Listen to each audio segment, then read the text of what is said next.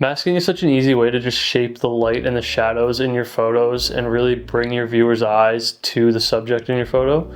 So I just want to show you 3 simple masks that I use in almost all my photos to achieve this. So let's jump into Lightroom and I'll show you quickly. Alright guys, so I have my Lightroom opened up here now. So I'm just going to pick a photo that I have not edited yet and just kind of like start from scratch. I'm not going to go through my whole editing process. I'm basically just going to like apply the preset and just do a couple quick edits and then go through my masking process with you guys. All right, so I'm just going to apply a quick preset. These are just my presets I pretty much use on all my photos. I'm going to apply this one. It already looks pretty good. Warm it up a bit, maybe bring the shadows up a little bit, add some contrast. Okay, before we get to masking, one thing I need to mention on this photo, there is a bit of a vignette here. So this is kind of already doing the job of like one of the masks almost, but basically a lot of my photos I will apply a slight vignette. So bring the vignette down to about -11 for this one. I don't want the sky to be too dark. So the first and easiest mask we're going to apply is a linear gradient, basically just down at the bottom of this photo. And then we're going to drag it down. We don't want it to go too far up. All I'm going to do on this one is literally just take down the exposure until it feels right. I'm going to take the shadows down even more and the blacks a bit. So all we are doing with this is basically guiding the viewer's eye to this lighthouse, to the subject, by darkening up the bottom. Because this all feels pretty flat, the bottom of the photo right here is kind of blending in with the subject. So by adding this little darkening linear gradient, you're guiding the viewer's eye right here, as opposed to just kind of all this being blended in. So that's pretty simple right off the bat. The next mask we're going to apply, so you're going to come down, select a radial gradient, and then this depends on where your light source is coming from. So we'll go through a couple of examples.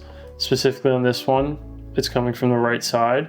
So I'm going to bring a radial gradient in. Oh my god, a radial gradient in from the right side. I want to feather it a bit.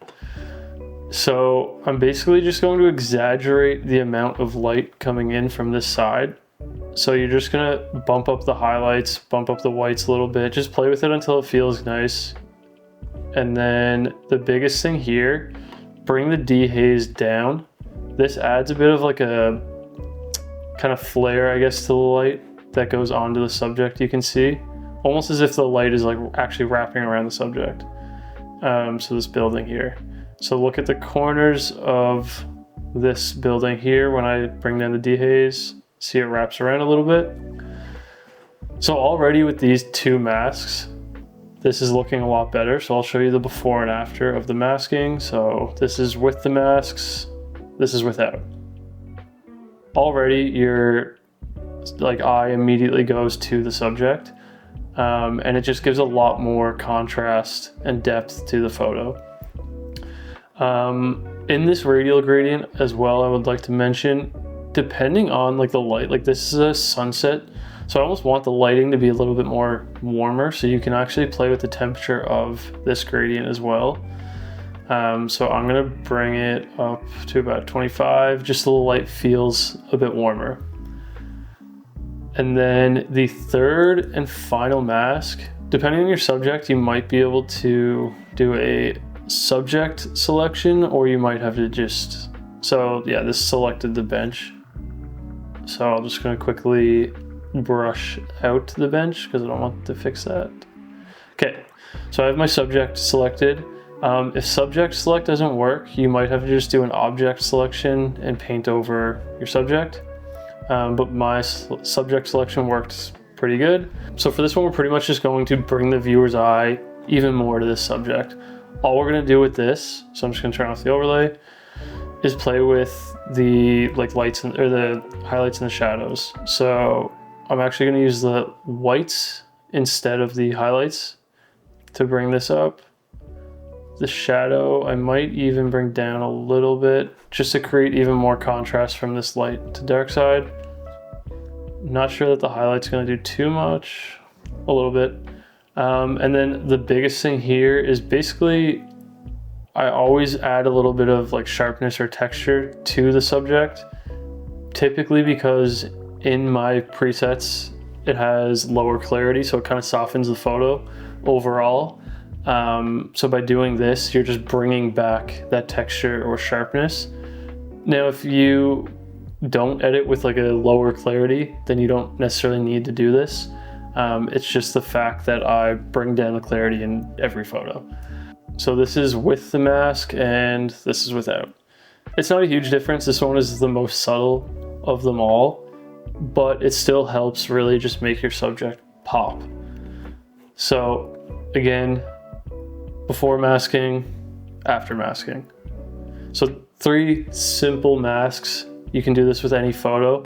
So I'll just do another example. Come back into the library and let's just find another photo. All right, so I'm just gonna find another example where the light is more in the center of the photo as opposed to coming from one side or the other. Just to show you guys with that like radial gradient, how you can change that. Okay. So we're gonna use this photo here. I'm just gonna straighten it up. Hopefully this actually picks up. Could be better. Come on, Lightroom. All right, I could do better too. So once this is straightened, just gonna throw a quick preset on it.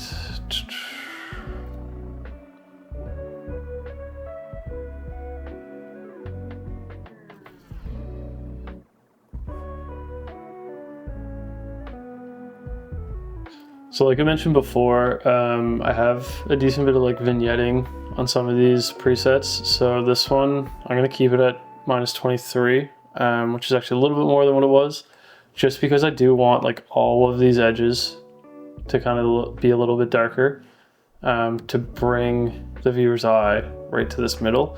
I mean, the leading lines in this photo really do a great job already. But we're just going to use masking now to really exaggerate that. So just like the first example, linear gradient,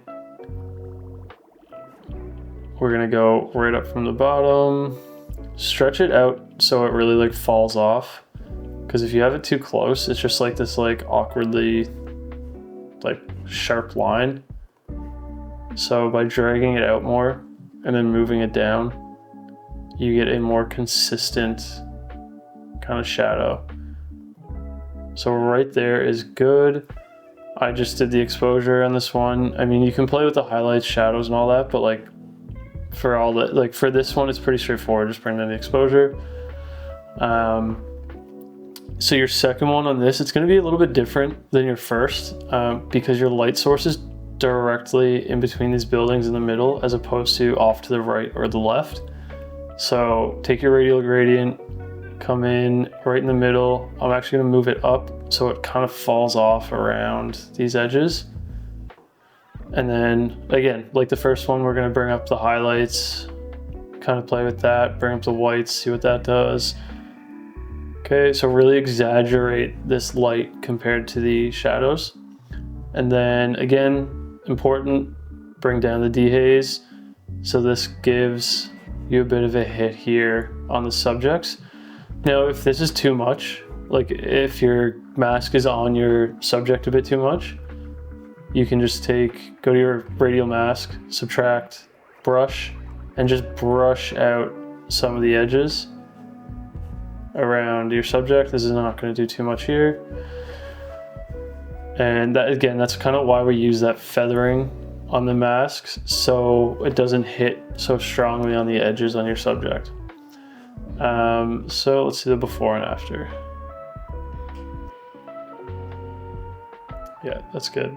I mean, it's doing what it's supposed to. It's exaggerating that light a little bit more.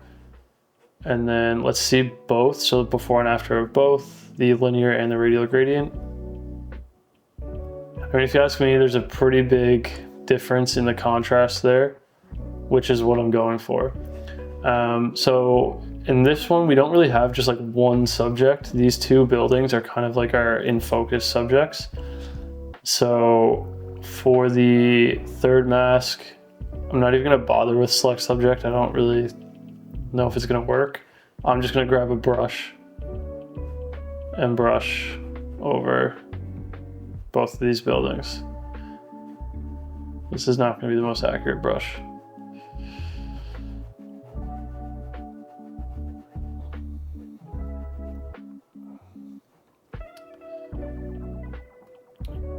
I went a little too far, so just subtract. Okay, so I have both my buildings selected, so I'm just gonna play with the highlights and shadows and just see what looks good. Kind of bringing focus to them a bit more. I think in this example here, I can actually kind of use saturation to my advantage because we have a blue and a red building. The blue especially is kind of looking a bit dull and not the most blue, so I'm gonna bring the saturation up on both of these. I think that'll play really well here. Yeah, so 3 subtle changes and it makes a pretty big difference. I'm even gonna bring the contrast up. Yeah, I like that. So I think this looks great. There's a big difference with the masking here now. So yeah, these 3 masks, once you get used to them, it takes 2 minutes to apply to like every photo, and it makes a huge difference. I mean, look at this. So that's it, guys. It's that simple. It takes about 2 minutes on a photo, if that. I pretty much have them like baked into all my presets now so that I can just move them around and just play with them. I don't have to actually go mess with putting the masks on. But yeah, it makes a big difference. It allows you to shape the light and the shadows and really just accentuate your subject.